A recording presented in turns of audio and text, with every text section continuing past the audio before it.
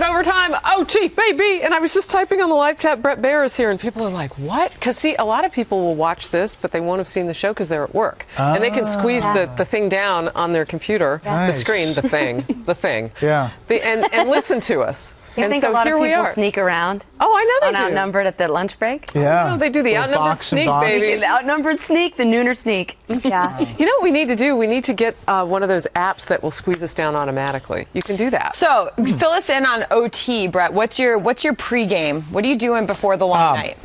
So I will have a little lunch late in the day. What are we having? I'm going to have some fish. It's good for protein. Good for you. Okay. Brain food. Is caffeine involved, or is that later? Tons of caffeine. Okay. Your preference? Coffee, I'm Red a coffee Bull? guy. Just one Splenda, no cream. Wow, good to know. Ideal. All right. Any calisthenics? Any squat thrusts? No squat thrusts. Anything? No. Rumsfeld, Alan Rumsfeld? Yeah, no, that's it. And then when we get there, some of these long nights, I feel like we should have the Fox News catheter or something, because you're sitting on the... Yeah, I know where you can get one. I'll get one, in fact. Let's make it not network wide. You can have your own, dude.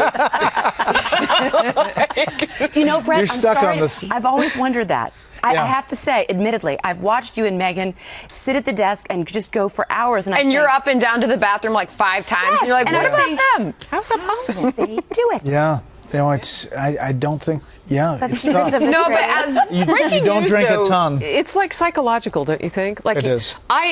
We'll get off the air after several hours of coverage, and I can't stop sneezing. I've got to go to the bathroom. And you realize you But haven't for all those eaten hours, anything. it's like You're you're another fine. one, Faulkner. I wonder about you sometimes, Oh, too, no. with hours of breaking news. But sadly, if I do sneeze during that time, everything gets wet, I guess, right? So Has anyone too ever much information. has anyone ever passed out or anything, or had an issue, like anyone you were interviewing late nights? Like, that's stuff I always wonder about. Let's see. We had in Iowa last election.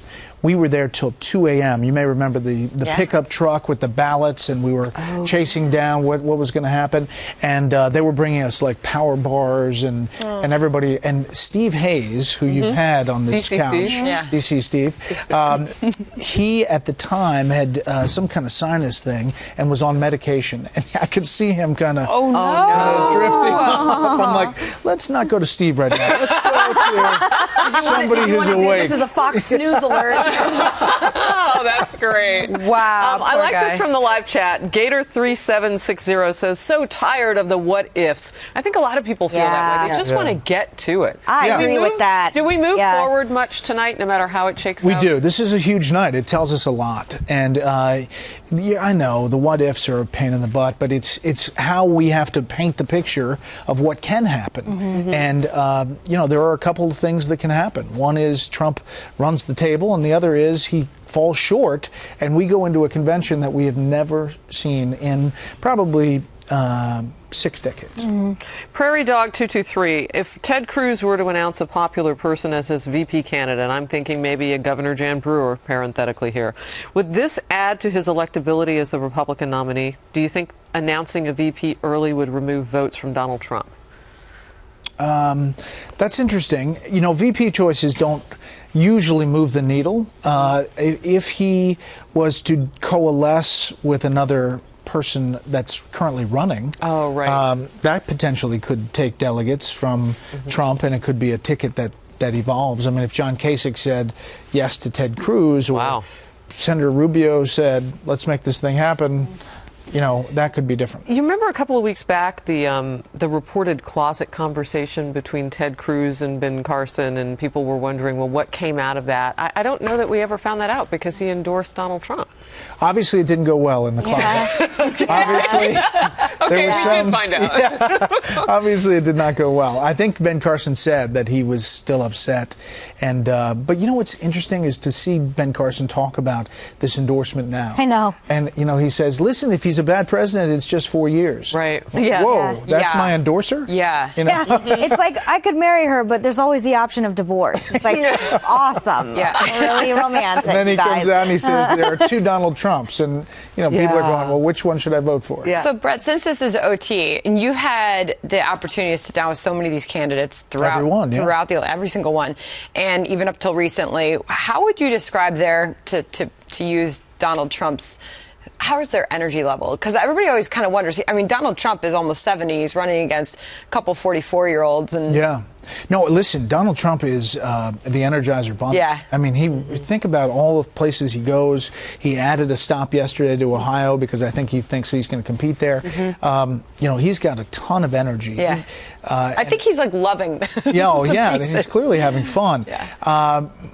And think about what he did to Jeb Bush by saying he was low energy. It was just devastating. Yeah. And that is what Donald Trump is good at, is picking a vulnerability and then hitting it. I mean, and branding it. Yeah, I was going to say repeatedly. I mean, Little Marco, it's how everyone's describing Marco Rubio now. I mean, he's officially Little Marco. And this is a guy who's a great candidate.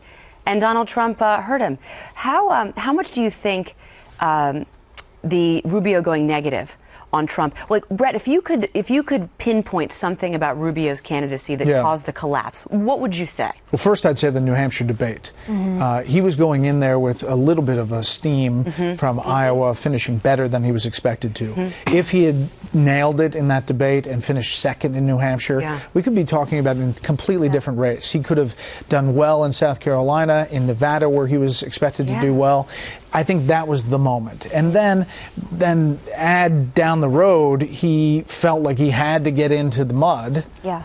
And that also caused He problems. spooked me with that when he had that performance in New Hampshire, because it showed me all the criticisms people had told me he was like behind doors, not good under stress. When he's attacked, he doesn't do well under pressure. And I was like, this is not who we can put up against Hillary. And I was one of those people that was like, I guess everything they say about him is accurate, or at some level. It fell into the narrative that was out there. And I mean, it just really hurt him. Well, you know what? I had a question too about the apology that followed with that, because I mean, I'm all about raising the level of civility. I think the bar is so low you could dance over it, backwards.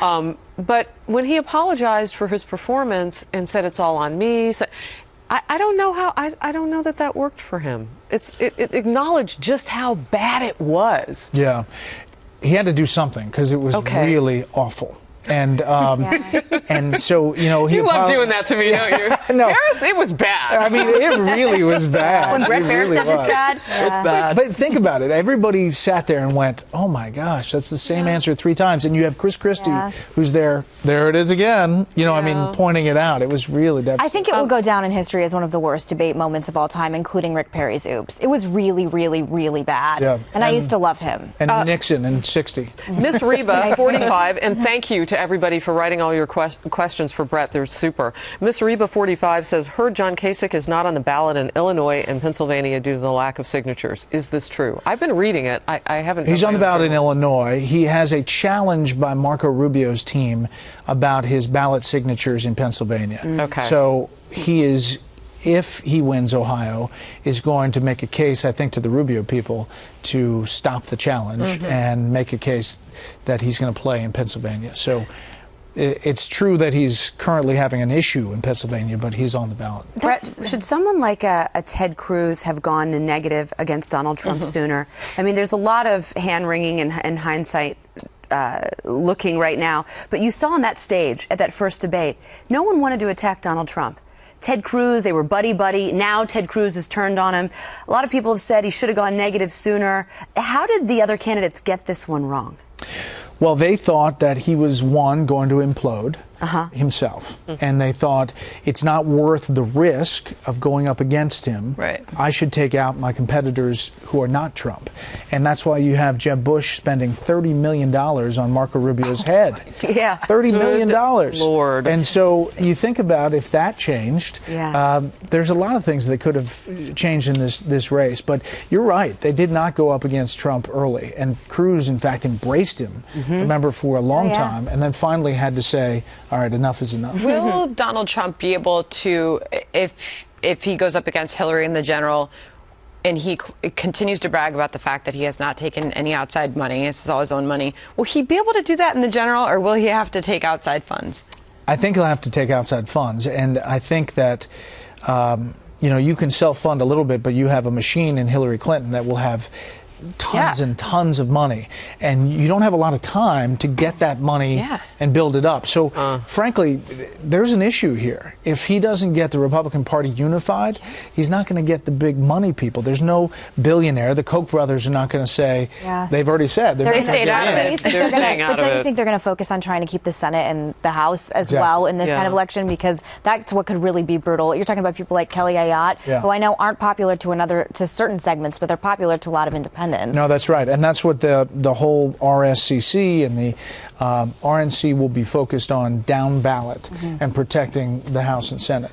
And they will make the case that if the candidate, if it is Donald Trump, doesn't win, you need a check, a balance with a Republican House. Real quickly before we wrap up, Andrea brought up such a good point. Donald Trump has been able to, Lion Ted, Little Rubio, he's been able to, low energy Jeb, to kind of encapsulize people with a marketing stamp, a hashtag. Can you see him going forward, what it might be with a Hillary Clinton should he make it that far? It'll be fascinating. I think it'll be... You all right? You're all right. I think you're okay? Sorry about that, guys. All right, please continue. My apologies. Was there food involved? Because I am hungry. I think it will be the most negative campaign on both sides that we have potentially ever seen. I think we got to send Bret on his way. He's got a big day. You got something to do? I don't know, do I? Well, superstar, thanks for coming by and helping us shine. All right. A lot of fun. Thank you, Bret. Thank you. Thank you so much. Thanks for having me. Tune in starting 6 p.m. Eastern with Special Report, and then our big night of coverage starts at 7 p.m. Eastern. So your night is made. Pop your corn. I put a little honey butter on mine, whatever. See you at noon Eastern tomorrow for Outnumbered. Do you really?